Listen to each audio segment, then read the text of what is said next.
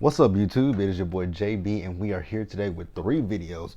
We're doing, first up, we're going to do PValley because, I just finished that episode, you guys, and whoa, what an episode, you guys. So this is PValley Season 2, Episode 6, and the episode is titled Savage. So before we jump into this review, you guys, if you guys are watching this video or any other on the channel and you guys aren't subscribed to the channel, then you guys do me that solid favor by stop taking me out on this date and having me pay for it at the end of it. You guys know you can do me that favor by liking the video, subscribing to the channel, turning on your post notifications, and also by sharing the video. And with that out the way, without further ado, you guys, let's go ahead and discuss P-Valley, shall we? Down in the valley where the girls get naked. If you throwing bands, then you know she gon' shake it. 1, 2, break 'em.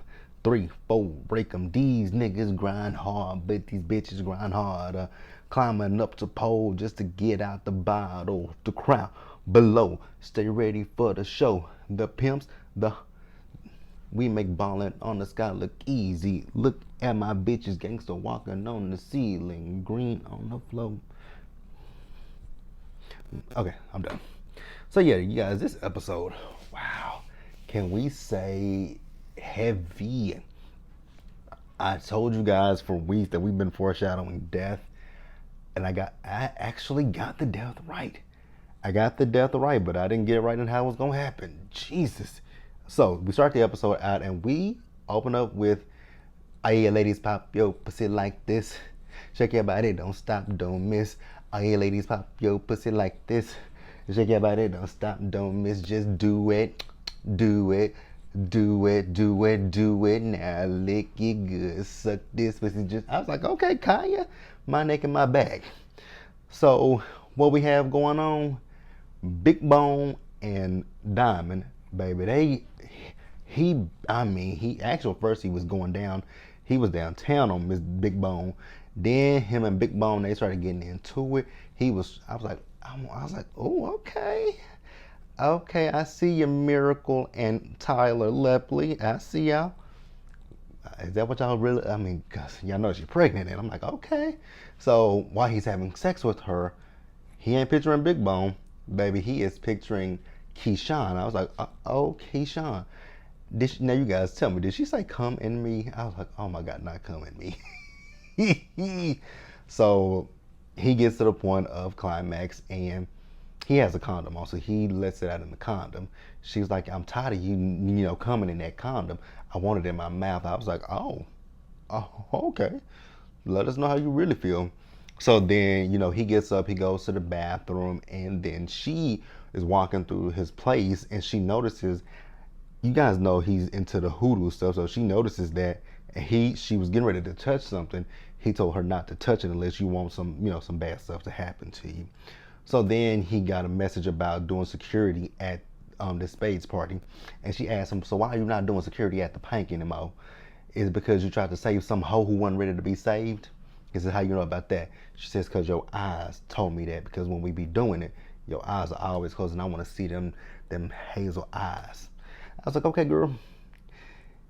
I don't know if you want him to see them eyes, because he ain't picturing you at all. He's trying not to see Miss Mississippi. So then we move over to Murder, and we move over to T. So we in this parking lot, they parking lot pimping and whatnot. And, Murder pulls up with a new car. He throws the keys to Teak, and Teak grabs them, and he was like, okay. And he was very, very emotional about it. And so he got him a whole brand new whip. Ugh. That whip, you guys, it's gonna come. We're gonna talk about it a little bit more in the episode. So then we move over to the Pink. So we see Uncle Clifford, she's sitting and you hear some water running. So it's safe to assume that Miss Autumn Nights, Miss Lakeisha Savage, Haley, whatever her name is, whatever we want to call her, she's there taking a shower. So Big L comes out and Big L is like, give it a few minutes. So what happened is they turned the water off and she's like, Big L, I paid the water bill. He said, you paid the water bill, but you ain't paid me. She said, Big L, turn that damn water on because I got somewhere to be. And Uncle Clifford said, well, is that where you're going with this pretty little dress on? So we see that. So then we move back over. So Uncle Clifford and Big L are in the office and they're talking. So Big L tells Uncle Clifford, like, hey, I talked to the Ugandans, and those AC systems. They told me it's gonna be about five stacks. He was like, 5 stacks on top of the 11 stacks that we got to pay to the health department for the reopening. So they in a bit of a pickle at this point. Uncle Cliff was like, you know what? At this point, I might as well put my feet on the internet. Basically, OnlyFans, kind of like what a lot of people were doing. Like, I think Evelyn Lozada did OnlyFans, and she did feet porn. Who else did feet porn? Larsa Pippen, she said she did feet porn. So yeah, a lot of people did put their feet on on OnlyFans, and people paid for it. But then Big L shows Uncle Clifford this flyer that is on Instagram, and it is Roulette and it is Whisper. So Roulette and Whisper, they're going to be doing, they're going to be dancing, and it says the Pink is going to be at the Spades party. And Uncle Clifford like, I'll sue those heifers for for copyright.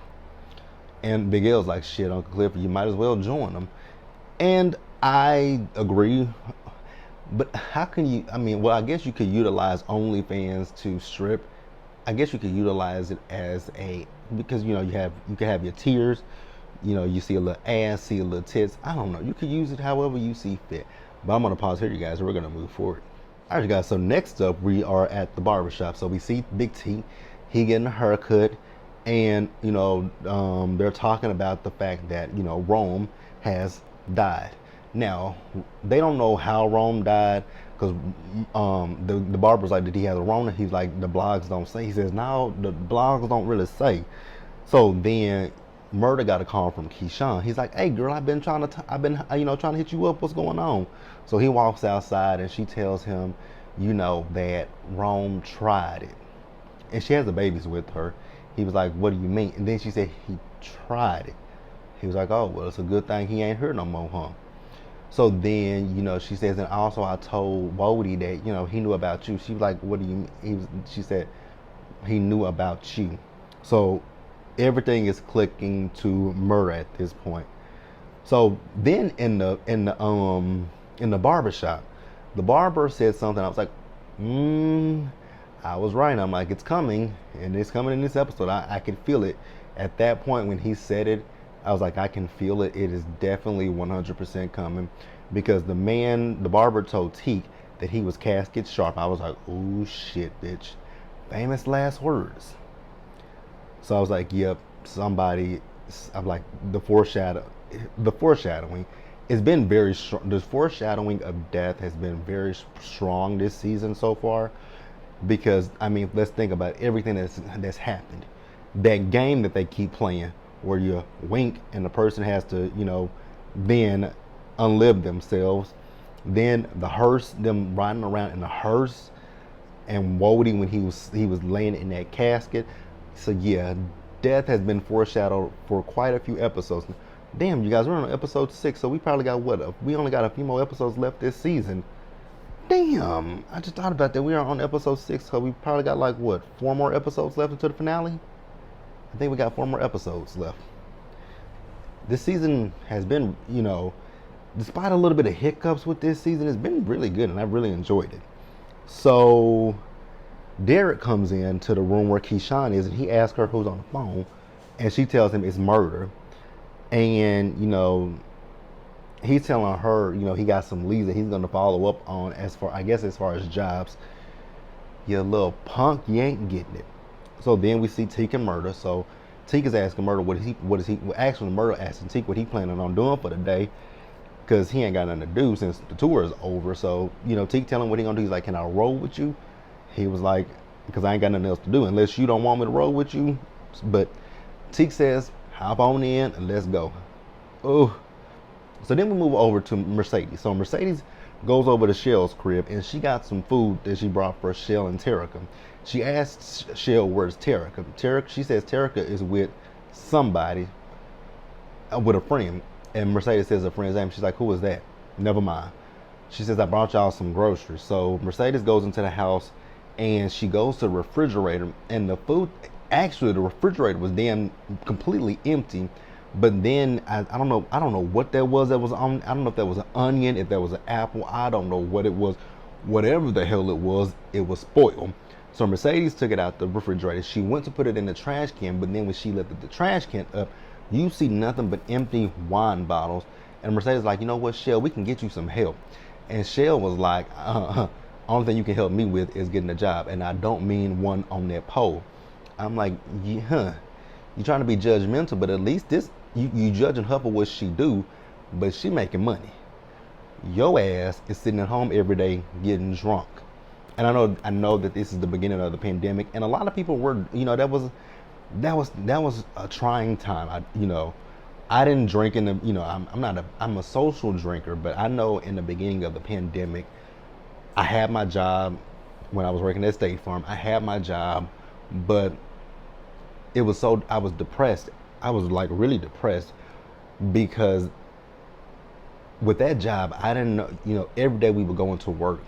We didn't really know what was going to happen with that job because when the pandemic first happened, there were nobody was having accidents. Like no one was on the roads, no one was having accidents. So when we first started working from home, we had claims because we had claims from, December leading up to the beginning of February. But after we got home in March, they dwindled. Like we had days where we didn't have a claim that came in. And if a claim came in, everybody was trying to get to that claim. And every day, we would have our weekly meetings with my manager. They were like, it was my manager before he retired. He would say, we don't know what's going to happen today or tomorrow because they could say with there being so little claims, we don't need as many people. So up until June of 2020, we lived day to day. We didn't know if we were going to continue to be working from home or even if we were going to continue to have a job because those claims were gone. Like nothing. No one was driving, no accidents, body shops were closed, parts couldn't be ordered.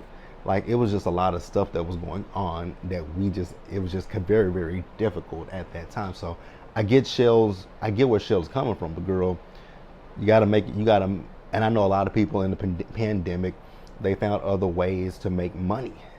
And I think that's one of the positive takeaways you can kind of take away. It taught people to, if you had a job that you didn't like, you could quit that job and people were able to do things they were passionate about. So I will say it did that. So Mercedes eventually left and she got a call she called Terica to see where Terica was, but it went to Terica's voicemail. So then she got a call from Coach. So Coach is calling her to come back over to finish up the Mercedes special because Farrah can't stop talking about it. There's a reason why Farrah can't stop talking about the Mercedes special, but you're going to find out sooner rather than later, Coach. So then we move back over with T. So T and Murder, they had a wing spot. And the waitress, she was flirting with Big T, like, ooh, the light-skinned niggas are making a comeback. And, Murder was like, can you give me a glass of water? And him too, and also get yourself some. Thirsty ass. I was like, and T told him, don't be Jay, nigga. He says, nigga, ain't nobody jealous. If that's what you want, we can make it happen.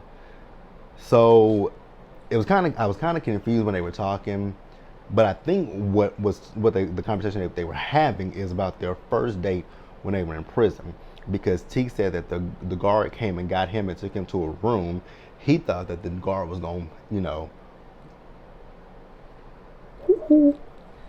that's the nicest way that's how I can say it. He thought that the guard was going, do his booty hole. His words, not mine. But he didn't really say it like that, but but that's what he said in a nutshell. So actually what it was Murder has, a setup for them. I was like, oh, so I'm like, this is a love story. It's definitely a love story, but their love story has since ended because we know that, Murder has moved on to Uncle Clifford. I mean, hell, they could do polyamory. They could be a polyamorous couple. So then Teak asks, what is he like? And he says, she. He prefers for people to call him she. But I just call Cliff my nigga. I was like, oh, I'm ready for Uncle Clifford and Murder to find their way back to each other, you guys. So I'm going to pause here and I'm going to move forward. All right, guys. So next up, after that, we move over to Keyshawn. So Derek has left for the day. So Keyshawn, she went and she pulled off like one of those the furnace, I think, and she took out a gun. I'm like, bitch, you better be ready to use that damn thing on that crazy ass white boy you call a baby daddy. So she grabs the babies and she runs outside to the car. So she starts the car up and it starts clicking. I'm like, oh shit, girl, he took the battery. I'm like, that nigga took he took the battery, he took something out of that car that you need to leave. And she goes, and it looked like it's a Prius. So I'm pretty positive it's the battery. Cause I mean, it was just clicking, click, click, click, click. I'm like, oh, poor Keyshawn. So then we move back over to Murder and Teak. So Murder and Teak, they pull up to a gas station, and how the fuck long has Teak been in jail? Because he don't know how to pay for gas at the pump. He don't know nothing about the debit card. I'm like, how long was this nigga in jail? Like, how long? But so Murder got out. He put the gas in the car, and then he hears some music in the car next to him. So he goes into the girl's car and he turns the radio up, and she's like, "Nigga, that's my car." He said, "That's me on the radio." So him and Teak, they in the parking lot. Everybody recording them. Murder on the top of the car. He lit. He hype about his song being on the radio. Teak was like, "Hey, what radio station is that?" She says K97. He says, "Hey, everybody, turn it on to K97. My nigga on the radio." So, we just celebrating, and big ups to Murder for getting on the radio. Like, that's a big accomplishment. So, you guys, next up, we move over to the space party that Diamond is, doing security at, as well as Roulette and Whisper are dancing. Them pole tricks that they doing, phenomenal. Like, them pole tricks are off the chain. So once Whisper and Roulette finish, the guy that Roulette sucked his dick, his name is Terrence. He comes up to her, so he wants to eat out Whisper, and she was like, "I don't think she get down like that." He's like, "Well, ask her, because if you help me, it comes back to you." And she's like, "Damn, I had to get on my knees to you, but you want her to lay on her back." Well, you the dumb fool for doing the dumb shit. And then you can look at Roulette. I'm like, it's something brewing it's gonna be an issue between Roulette and Whisper. I don't know what it's gonna be, but it's gonna be some kind of an issue between those two going forward. I can already see it brewing. But I mean, Roulette is, come on, Roulette. The only person you can blame for that is yourself. You straight up told that nigga, nah, that's against Uncle Clifford's rules, but you still went ahead and sucked his dick. That's your problem and nobody else's. So, yeah. But guys, we'll pause here and keep going. So next up, you guys, we get over to Coach's crib. So Farrah is sitting with Mercedes.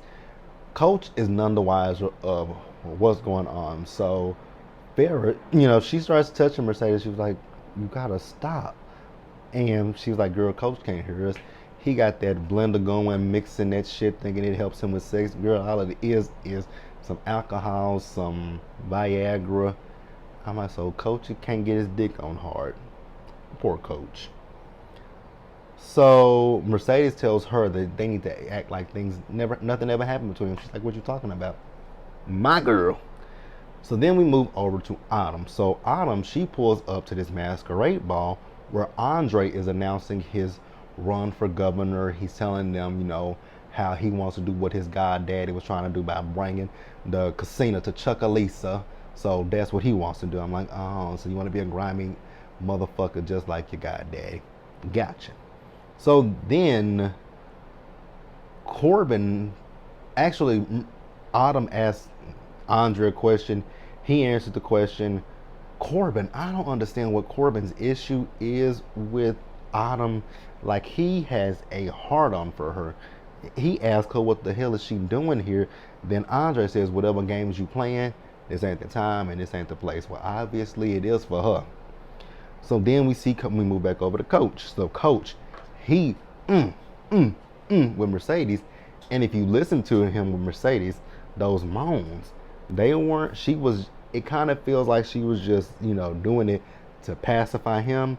But baby, out of nowhere, Farrah, started rubbing her, playing with her. And Mercedes, them moans got louder. And Coach was like, what the fuck?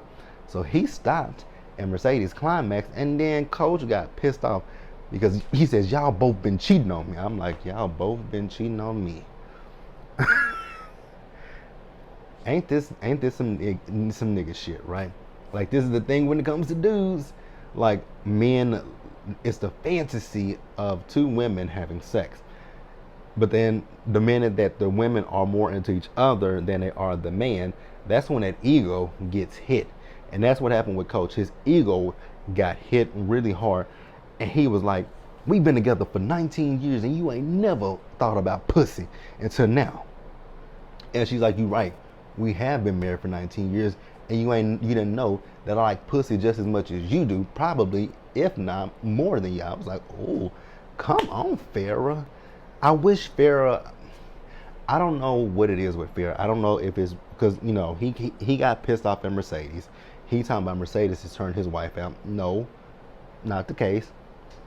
But Mercedes did defend Farrah when Farrah was talking about, she, and I think I was about to answer my own question. I think I'm about to answer my own question.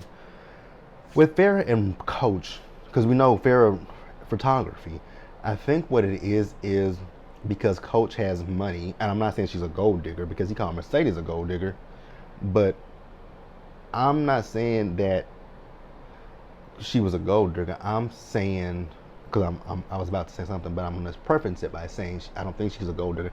I think what happened is they got in a relationship with each other, and she had these dreams, these goals, and these aspirations, but for Coach, he needed her on his arm. So kind of like what happened with most, women who are wives of basketball players, coaches and things like that. Their dreams and goals and aspirations get pushed to the wayside so that they can be there for their husbands. And then later in life, that's when they are able to, live out their lives, however they see fit. And I think for Farrah, for her, I think the ideal life for her would be to do her photography and possibly be with a woman. But hey, let me know what you guys think and we'll discuss it in the comment section below. But let's pause here, you guys, and I think we're going to, nope, we still got some more stuff to go. So let's pause here and keep going. So we move back over to the spades party. We see Roulette. Roulette is outside in the car. So Duffy walks up on her and he says, you okay? She says, I'm good. Are you spying on me? Are you following me? You stalking me? And he just said he was following her. I was like, oh. He's like, you the finest thing here. She's like, I'm the finest thing in this parking lot. So then, she tells him, he's like, I fuck with you. She's like, I fuck with you. He said, I fuck with you too. That's what they both said. So then she told him, I'm a hoe. He says, I'm a hoe too. So they start kissing.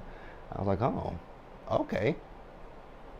I knew something was going to happen. I could see a budding some kind of relationship between Roulette and Duffy. So then we move back over to Keyshawn's house. So she's still sitting in the house and she's sitting in the dark. So Derek comes up. So she got the gun. She's got it pointed. I'm like, girl, when he opens that door, pop him. But no, when he opened the door, actually before he opened the door, she put it in between the couch cushions. I was like, damn. But I said it in last week's review that Keyshawn is not at that point yet. Keyshawn has not hit rock bottom. And I don't know how she hasn't hit rock. I just don't know how Keyshawn hasn't hit rock bottom.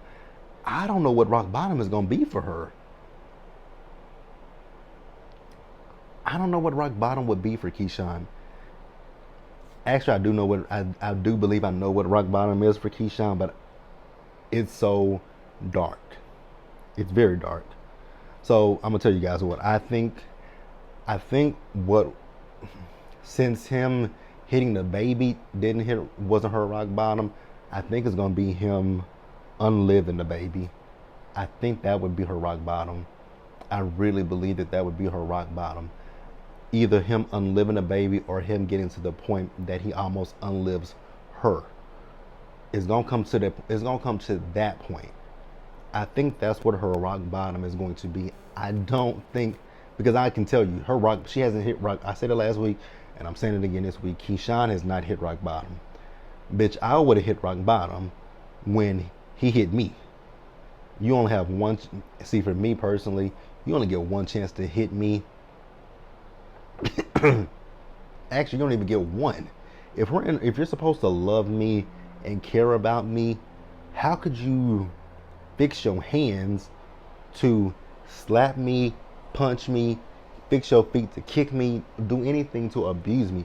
How can, if you say you love me, how can you then abuse me? Is the question that I always ask for anyone that is being battered and abused. That should be the first question you say. How can you love me? The moment you hit me is the moment I'm like, you know what, fuck you and fuck that. I'm out of here. And I know that, men and women stick around for it, and they have to get to that point where they don't want to deal with that anymore. And I know it's a mindset thing. I know it is. Some people are in situations where they feel like if they leave the other person, they can't survive without them, be it mentally, physically, financially. However, I know that that's a mindset thing. I know that. So I'm not. I don't judge anybody, but I just know that that's not her rock bottom. So Derek says that your phone said you never moved today. She says, yeah, we just sat here and watched Peppa Pig. When she said that, and when her eye is just bruised. I was like, poor Keyshawn. As much as she's pissed, as much as we are pissed off at her for what happened with Diamond last season, you still have to feel bad for the girl. If you can't feel bad for her, then I don't know. So we move over to Wody. So Wody, he's talking to Murder on FaceTime, and he's telling Wody that Tina wants him to come out to Jackson and perform the song with him. And I'm like, Tina? I don't know one Tina. Tina Snow, aka Megan Thee Stallion, because I know people have said that Megan Thee Stallion is on this season. I know people said that was her. Oh, that is her, right? I was in and out. That song that they were playing, I was listening to it, but I wasn't really listening to it. Is it Megan Thee Stallion? Because now that I think about it, because remember, when he did his rap in the episode that him and Teak had sex, that's when Wody said send him the verse. And I was like, oh, okay, so that must be Tina Snow, aka Megan Thee Stallion. So yeah, so also Wody tells Murder that your boy Teak, he can't come out with us again. Because unfortunately, I mean, like I've been saying for weeks now, Teak is a liability. Teak is unhinged. And we got a backstory why he is the way that he is. Because they went to a trap house. So Wody told Murder that if he needs him to take him out, he'll handle it. So then Murder opens the glove compartment and he takes the gun out. I was like, oh, no. I was like, nah, I can't have that. Like, I would lose it if Murder had to then take Teak out. As much as I said, as much as I say protect Uncle Clifford from Teak, I would so hate it if he had to take his own man out. Like, we know he loves him, and I was like, how can... I'm like, I can't imagine that Couture would write that into the script. So we see Teak, he's in the trap house, and he's hearing these voices. I'm like, oh. And then I finally put two and two together. I'm like, if it comes, I put two and two together at this point. I'm like, Teak is battling with some demons in his head. There's some demons in his head that he's battling with, and I feel like those demons are going to win out in the end. So Murder goes and he's like, nigga, you only supposed to walk through here without your piece? So he gives him the gun and they leave out. So then when they left out, Teak said that used to be his house. He said it used to be, it ain't no more. We moving forward. And I love that Murder was saying that But I kept looking at Teak. I'm like, yeah, this is the end of the road, unfortunately. Literally and figuratively, it's the end of the road. So I'm going to pause here, you guys, and now we're going to start to wrap up the episode. Whew, long episode, long review. All right, you guys, so Autumn, we see her, and she's outside of the masquerade ball. So then this woman by the name of Georgie comes up, and, Autumn is making nice with her. So she escorts Georgie into the room where Corbin, Andre, and some of the other guys from Promised Land are, right? So they're talking about Promised Land, and the woman's like, who the fuck are you talking to, Corbin? Corbin looks whiter this season than he did last season. Corbin looks whiter. So they're talking about the Promised Land, and, Autumn now, as she says in this episode, in this scene, her name is Lakeisha Savage. So she's talking about, the pank and basically wanting what the pank is worth. Georgie says, gotcha. I'll be talking to you, Miss Savage. So then after that, we move over to Uncle Clifford and Grandma Ernestine. So Grandma Ernestine, she, coughing. She's coughing. And when she's coughing, she's coughing hard. I was like, ooh, I know what that is. Unfortunately, I know what that is. Grandma Ernestine got the Rona. Because that's what happened when I had it earlier this year. I had it's so interesting because I thought I just kind of like what Toy thought. Toy thought she just had allergies because it does. Well, I don't know about it in the beginning of the pandemic, but I know now that I've been vaccinated and boosted. I know at the beginning of the year, because I had already had my vaccinations, it just literally, because I know the symptoms of when my allergies, when it's that time of the year for the allergies, I'm like, oh God. Because it first starts out as an itchy, scratchy cough. Then I get a sore throat. Then my nose stops up. And after that, we're fine. But this cough that I had this year, I was like, okay, this is an interesting cough. And it just kept, every time I talked, it was just, I coughed. I'm like, okay, something ain't right here. So then I had my thermometer with me one day, and I was like, okay, let's take my temperature. My temperature was 104. I was like, oh no. So I went to the ER that night, and the woman was like, let's test you for, pneumonia as well as COVID. Came back positive for COVID. I was like, damn. I had went a whole entire year and didn't have it, and got it on the first day of 2022. So yeah, Uncle Clifford called towards talking about allergies my ass. I'm like, you goddamn right about that one. So then we move over and we see Andre. So Andre is talking to Corbin. Corbin is still, he is super duper pissed about Autumn. Talking about who does she think she is, and this and this and that. And she's like, I think I got great dome. And Andre's like, you know what? Let me call you back. So if these two don't do nothing else, they gonna have sex, and that's exactly what they did. They had sex. You guys, the final scene of the episode. You guys, this scene, I didn't see it coming. So we see Teak and we see Murder. They're under the moonlight and look like they're at like a creek or what something. So they ain't nobody dope as me. I'm just so fresh and so clean. So they're doing that. Then they did another song, and Teak was like, I'm gonna get ready to drop you off, because Murder's like, well, we got the tour tomorrow. He's like, you do. I was like, oh no. I was like, here we go. I was like, it's coming.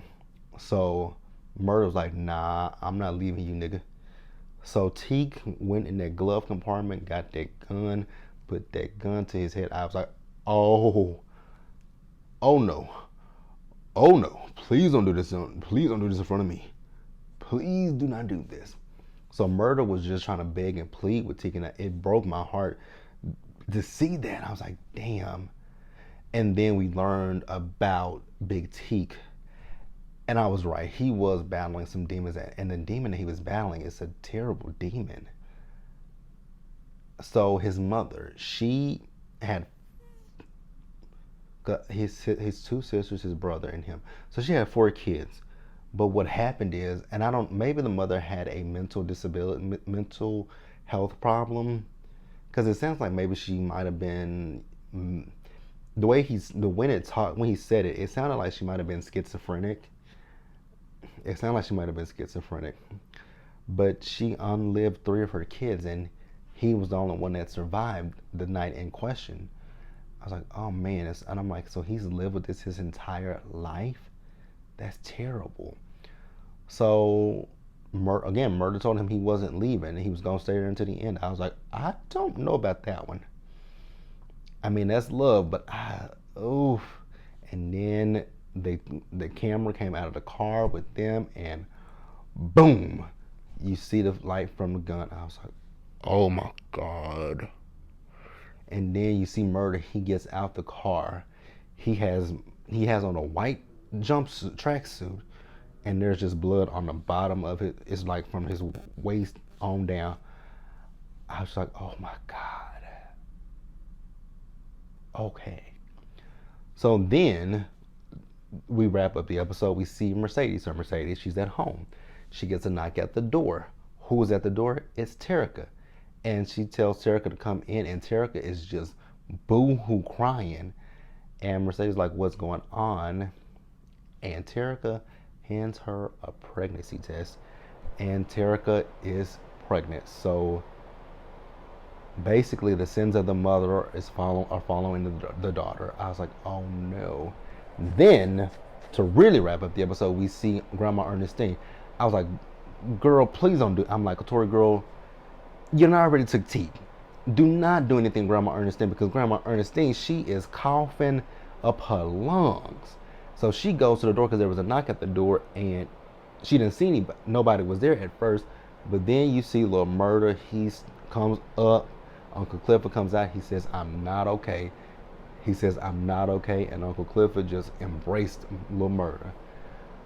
Wow, you guys. That was one hell of an episode. Really, it's a really good episode, you guys. I really, truly enjoyed the episode. I want you guys to let me know what you guys thought about it. Please, you guys, leave your comments in the comment section below. Subscribe to the channel. Turn on your post notifications. And you guys share the video. And until the next time, you guys, stay safe. Take care of yourselves. Remember, you guys, to wash your hands, wear a mask, socially distance, be blessed, and I'll catch you guys in the next one. Bye, guys.